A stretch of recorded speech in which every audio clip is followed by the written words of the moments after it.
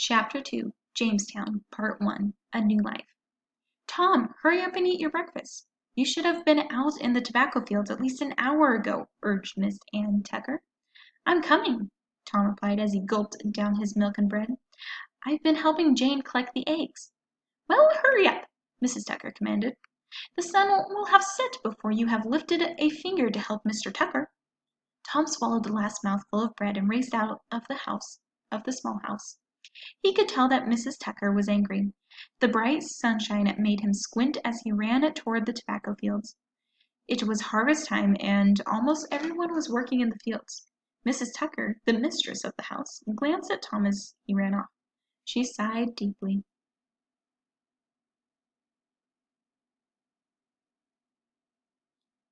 She and her husband, Daniel Tucker, were now in charge of Tom and his sister Jane. They were good children, but they had arrived with very few skills. Fortunately, Tom was proving to be a good hunter. Like the Tuckers, Tom and Jane were from London, England. Both children had arrived in Jamestown, Virginia 5 months earlier, in April 1618. When they first arrived, it was clear that they didn't want to be there. For days they refused to speak. Jane cried all the time. Their clothes were tattered and grimy, and they were very thin.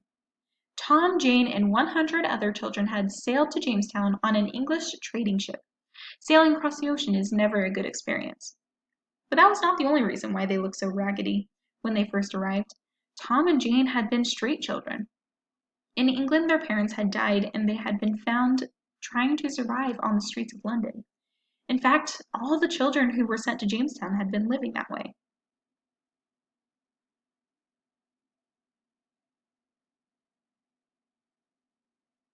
Times were hard in England. There were hundreds of children begging on the streets of London. The King of England, James I, thought that so many homeless children would lead to trouble. He had the children rounded up and shipped 3,000 miles across the Atlantic Ocean to Jamestown. Families in the colony had agreed to take the children in and put them to work. After all, there was certainly a lot to be done. Boys were needed to work in the fields. The colonists grew corn, squash, pumpkins, and tobacco. They had to hunt and fish as well. Girls were needed to cook, sew, make candles, and make soap. Boys and girls were needed to look after the cattle, goats, horses, and pigs that the colonists had brought with them. Children also cared for fruit trees and berry bushes.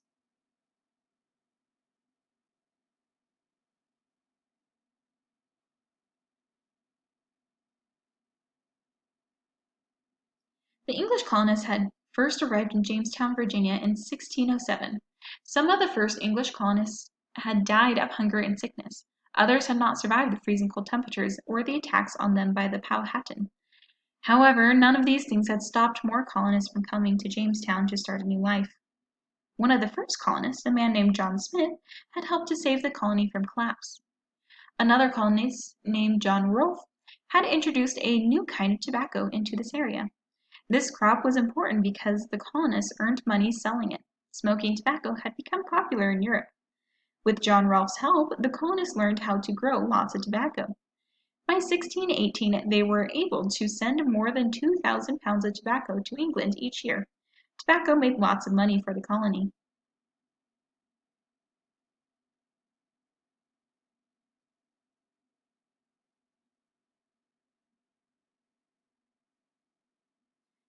Where have you been, boy? Said a tall man with brown hair. I've harvested several pounds of tobacco leaves already. Tom did not reply. Instead, he grabbed a basket and got to work. He had already figured out that the well-being of the colonists depended upon this plant. Much care and attention was paid to it. When he first arrived, Tom saw that the colonists had already planted tobacco seeds in tiny beds. They had covered the seeds with branches to protect them from the snow. When the seeds became seedlings, they were then transplanted into the fields. Moving the seedlings happened in April, and was the hardest job of all. Finally, the colonists had to harvest the crop before the first frost.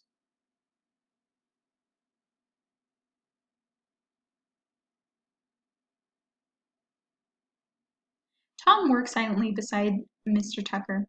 The bottom leaves were first to be cut off, collected, and hung up to dry.